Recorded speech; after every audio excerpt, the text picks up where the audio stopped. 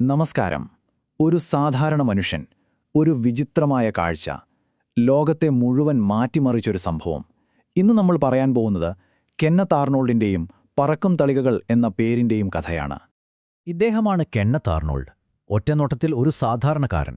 പക്ഷേ ഒരു ദിവസം വൈകുന്നേരം അദ്ദേഹം ആകാശത്ത് കണ്ട ഒരു കാഴ്ച ഒരു ആഗോള പ്രതിഭാസത്തിന് തന്നെ തുടക്കമിട്ടു. പക്ഷേ ആ ഒരു കാഴ്ച അദ്ദേഹത്തിന് നൽകിയത് പ്രശസ്തി മാത്രമല്ല, ഒരുപാട് വെല്ലുവിളികളും പീഡനങ്ങളുമായിരുന്നു. 1952 അദ്ദേഹത്തിന്റെ ഈ വാക്കുകൾ കേൾക്കുമ്പോൾ തന്നെ നമുക്കത് മനസ്സിലാകും. അപ്പോൾ സ്വാഭാവികമായും നിങ്ങളുടെയൊക്കെ മനസ്സിൽ വരുന്ന ആ ചോദ്യം, അല്ലേ, എന്തായിരുന്നു യഥാർത്ഥത്തിൽ അദ്ദേഹം കണ്ടത്? അതെങ്ങനെയാണ് അദ്ദേഹത്തിന്റെ ജീവിതം തന്നെ മാറ്റിമറിച്ചത്? ഈ കഥയുടെ ആഴങ്ങളിലേക്ക് പോകും മുൻപ് നമുക്ക് ആദ്യം ഈ മനുഷ്യനെ ഒന്ന് പരിചയപ്പെടാം. Kenneth Arnold. എന്തുകൊണ്ടാണ് അദ്ദേഹത്തിന്റെ വാക്കുകൾക്ക് ലോകം ഇത്രയധികം വില നൽകിയത്? അപ്പോൾ കെന്നത്ത് ആർണോൾഡ് എന്ന് പറയുന്നത് വെറുമൊരു സാധാരണക്കാരനായിരുന്നില്ല. 4000 മണിക്കൂറിലധികം വിമാനം പറത്തി പരിചയസമ്പന്നനായ ഒരു പൈലറ്റ്, ഒരു ബിസിനസ്സുകാരൻ, എന്തിന് ഒരു ഡെപ്യൂട്ടി ഷെരീഫ് കൂടിയായിരുന്നു അദ്ദേഹം. അതായത് അദ്ദേഹം പറയുന്നത് നമുക്ക് അത്ര പെട്ടെന്നൊന്നും തള്ളിക്കളയാൻ പറ്റില്ല. സമൂഹം വില കൽപ്പിക്കുന്ന ഒരു വ്യക്തിയായിരുന്നു അദ്ദേഹം. സംഭവം നടക്കുന്നത് 1947 ജൂൺ 24-നാണ്. വാഷിംഗ്ടണിലെ കാസ്കേഡ് പർവ്വതനിരകൾക്ക് മുകളിലൂടെ തന്റെ ചെറിയ വിമാനത്തിൽ പറക്കുകയായിരുന്നു ആർണോൾഡ്. അപ്പോഴാണ് പെട്ടെന്നൊരു മിന്നൽ, ഒരു ഭയങ്കരമായ പ്രകാശം അദ്ദേഹത്തിന്റെ കണ്ണിൽ പതിച്ചു. ചുറ്റും നോക്കിയപ്പോൾ കണ്ടത് അവിശ്വസനീയമായൊരു കാഴ്ചയായിരുന്നു.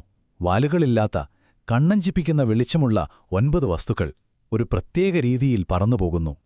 ഒരു പൈലറ്റായതുകൊണ്ട് തന്നെ അദ്ദേഹത്തിന്റെ തലയിൽ ആദ്യം വന്നത് ഇതിന്റെ വേഗത കണ്ടുപിടിക്കണം എന്നായിരുന്നു. അങ്ങനെ എല്ലാവർക്കും അറിയാവുന്ന 2 പർവ്വതങ്ങൾക്കിടയിലൂടെ അവ പറക്കാനെടുത്ത സമയം അദ്ദേഹം കൃത്യമായി അളന്നു. 1 മിനിറ്റും 42 സെക്കൻഡും. ആ കണക്കുകൂട്ടലുകൾക്ക് ശേഷം കിട്ടിയ ഉത്തരം അദ്ദേഹത്തെ ശരിക്കും ഞെട്ടിച്ചു കളഞ്ഞു. മണിക്കൂറിൽ 1350 മൈലിൽ കൂടുതൽ വേഗത. ഒന്നോർക്കണം, അന്നത്തെ കാലത്ത് ഒരു വിമാനത്തിനും ചിന്തിക്കാൻ പോലും പറ്റാത്ത ഒരു വേഗതയായിരുന്നു അത്. പിന്നീട് റിപ്പോർട്ടർമാർ ചോദിച്ചപ്പോൾ അദ്ദേഹം അതിന് വർണ്ണിച്ചത് ഇങ്ങനെയായിരുന്നു. ഈ ഒരൊറ്റ വാക്കിൽ നിന്നാണ് പറക്കും തളിക അഥവാ ഫ്ലൈയിങ് സോസർ എന്ന പേര് ലോകം മുഴുവൻ അറിയപ്പെടാൻ തുടങ്ങിയത്. അപ്പോ ഒരു വിചിത്രമായ കാഴ്ചയിൽ തുടങ്ങിയ ഈ കഥ പതിയെ ഒരു ഡാർക്ക് ത്രില്ലറിലേക്ക് മാറുകയാണ്.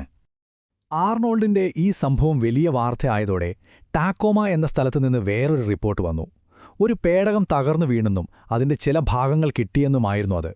ഒരു മാസികയ്ക്ക് വേണ്ടി ഇത് അന്വേഷിക്കാൻ ആർണോൾഡിനോട് ആവശ്യപ്പെട്ടു.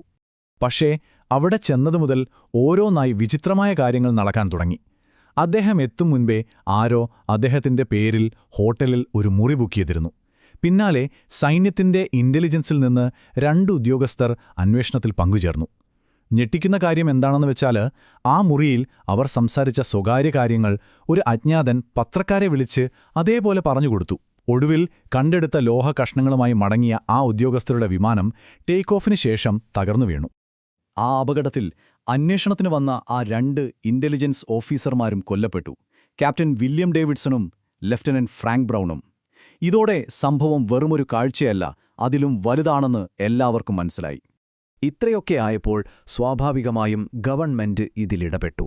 അമേരിക്കൻ വ്യോമസേനയുടെ പ്രോജക്റ്റ് സോസർ എന്ന ടീം ഈ സംഭവങ്ങളെല്ലാം അന്വേഷിക്കാൻ തുടങ്ങി. ഇവിടെയാണ് കഥയിലെ ഏറ്റവും വലിയ ട്വിസ്റ്റ്. നമുക്ക് 2 ഭാഗങ്ങളായി ഇതിനെ നോക്കാം. ഒരു വശത്ത് സർക്കാരിന്റെ ഔദ്യോഗിക ഭാഷ്യം, മറുവശത്ത് അതിനെ ചോദ്യം ചെയ്യുന്ന തെളിവുകൾ. സർക്കാർ പറഞ്ഞു ഇതൊരു തട്ടിപ്പായിരുന്നു, സാക്ഷികൾ കള്ളം പറഞ്ഞു, കിട്ടിയത് വെറും പാറ കഷ്ണങ്ങളായിരുന്നുവെന്ന്. പക്ഷേ ഒരു കെമിക്കൽ ലാബിന്റെ റിപ്പോർട്ട് പറഞ്ഞത് ആ കഷ്ണങ്ങൾ സ്വാഭാവികമായ പാറയല്ല എന്നായിരുന്നു.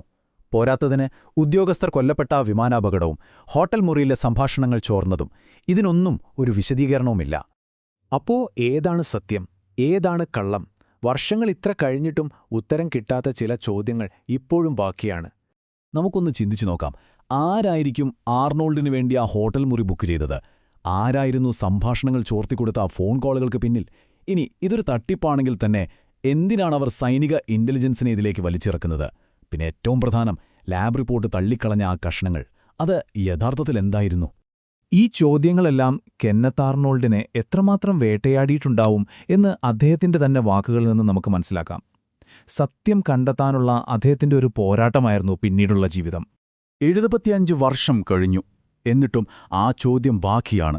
അന്ന് ജൂൺ മാസത്തിലെ ആകാശത്ത് കെന്നത്ത് ആർണോൾഡ് കണ്ടത് എന്തായിരുന്നു? ടാക്കോമയിൽ യഥാർത്ഥത്തിൽ സംഭവിച്ചതെന്തായിരുന്നു? ഒരു യുഗത്തിന് തന്നെ പേര് നൽകിയ ആ കാഴ്ചയുടെ യഥാർത്ഥ സത്യം ഇപ്പോഴും എവിടെയോ മറഞ്ഞിരിക്കുന്നു. എന്തായിരിക്കാം അത്?